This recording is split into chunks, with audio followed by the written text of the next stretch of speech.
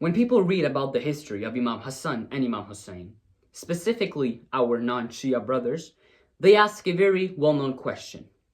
They ask, why was there a difference of policies between the two brothers? Why was there a difference of policies between Imam Hassan and Imam Hussein?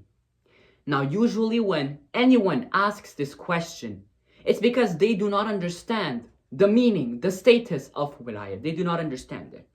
So now I will answer this question step by step. They normally say that when we read about the life of Imam Hassan with Muawiyah, we see a peace treaty. But when we read about the history of Imam Hussein and Yazid, we see war, the battle in Karbala. So they say, why was there a difference of policies between the two brothers? My first question is, why do you never ask why there was a difference of policies between Muawiyah and Yazid? Why is it always that the question is, why was there a difference of policies between Imam Hassan and Imam Hussein? No, the difference of policies you should ask was between Yazid and Muawiyah. Now let me explain very carefully. First of all, the Masums, they do not follow their emotions. No, they follow the Mashiat of Allah, the ruling of Allah. There was no difference of policies between Imam Hassan and Imam Hussein, and I will prove it.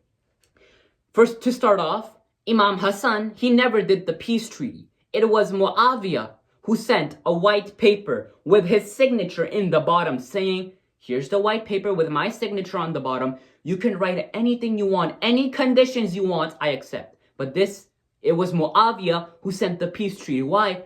It was not Imam Hassan who asked to do a peace treaty with Muawiyah. Muawiyah sent the white paper with the signature and said, you write whatever conditions you want and let's do a peace treaty. Why? Because Muawiyah was scared. Imam Hassan was not scared. It is Muawiyah who was scared. So now let me explain a bit further what exactly the peace treaty between Muawiyah and Imam Hassan was. The peace treaty of Imam Hassan and Muawiyah was a political peace agreement which was signed between Imam Hassan and Muawiyah to end the fitna. Imam Hassan had proposed some terms that were in favor of the Muslim Ummah. Now, let me explain it to you. The first thing that Imam Hassan said in the peace treaty, he says, listen, I will surrender the Muslim rule to you. Imam Hassan said that he will surrender the Muslim rule to Muawiyah if he complies with the Quran and the Sunnah of the Holy Quran and the behavior of the righteous Caliph. And Imam Hassan says that after your death, after the death of Muawiyah, he has no right to appoint anyone else as the Caliph, and the ruling will return to Imam Hassan. And if the ruling cannot return to Imam Hassan because he is not there, the ruling will go to Imam Hussein. This was the first condition that Imam Hassan wrote in the peace treaty.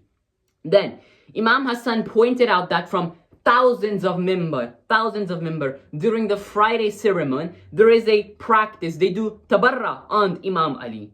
Now, Imam Hassan wrote in the peace treaty to Muawiyah that he should abandon this practice of cursing Imam Ali because they would curse Imam Ali in the Qunut during the Friday prayer. But Imam Hassan wrote in the peace treaty that he wanted this to end and Muawiyah should no longer mention the name of Imam Ali unless it is in a good manner.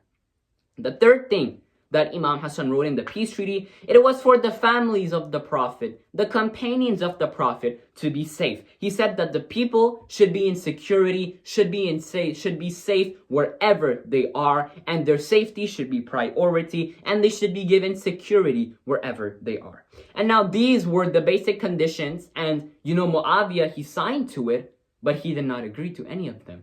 After Muawiyah, there were three main conditions. He broke every single condition. Let me give you an example.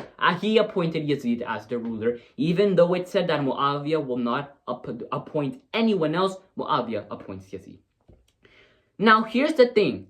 My second answer is to prove that there was a policy difference between Muawiyah and Yazid, and not between Imam Hassan and Imam Hussein is.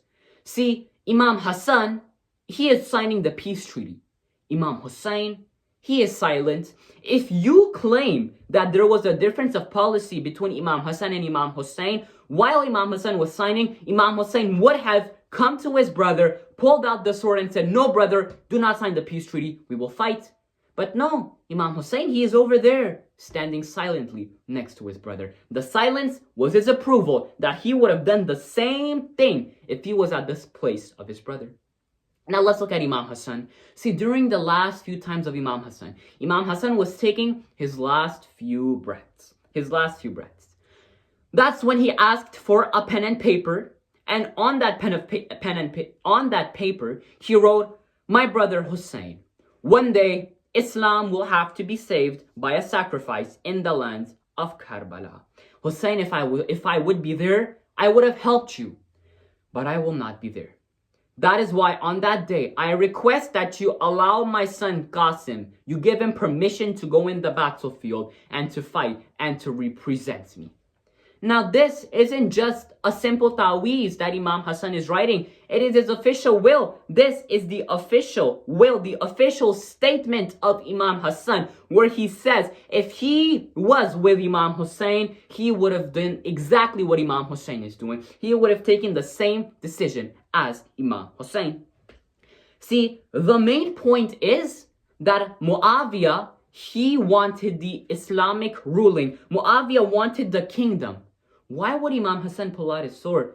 Did Imam Ali pull out his sword for the Islamic ruling? No. Imam Ali, when the door was burned down, he did not pull out his sword. When Hazrat Muhsin was shaheed, he did not pull out his sword. When the Khilafat was snatched, when the Khilafat was stolen, Imam Ali did not take out his sword.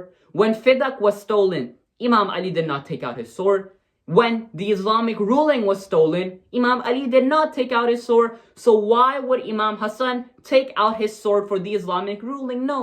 But Yazid, he did not ask for the Islamic ruling. Yazid wanted Imam Hussein to give him bayat. Yazid wanted the bayat of Imam Hussein. But a Masoom, he cannot give bayat. So how can Imam Hussein give bayat to Yazid? Which is why Imam Hussein pulled out his sword. If, let's say, Muawiyah had also asked Imam Hassan for the bayat, then Imam Hassan would have also pulled out his sword just like his brother did. Now, understand this. Imam Hassan is alone in Madain. He is lonely. He is injured. There is nobody to treat him. You know why? Because his soldiers have been bought by Muawiyah or have been scared. But I want you to look at the position of Imam Hussein. Yes, Imam Hussein only has 72 men. But don't say, oh, 72, very small number. No, these are no ordinary men. 72 men, so brave, so strong, and they are not ordinary. And they were so strong and so loyal that Imam Hussein said, these sorts of companions, my father never had, my brother never had, nor did my grandfather. This was the status of the 72 men in Karbala. Also, I want to clarify this as well. Imam Hussein, when he was in Mecca, you know how many letters he received from Kufa? 18,000 to 70,000 letters.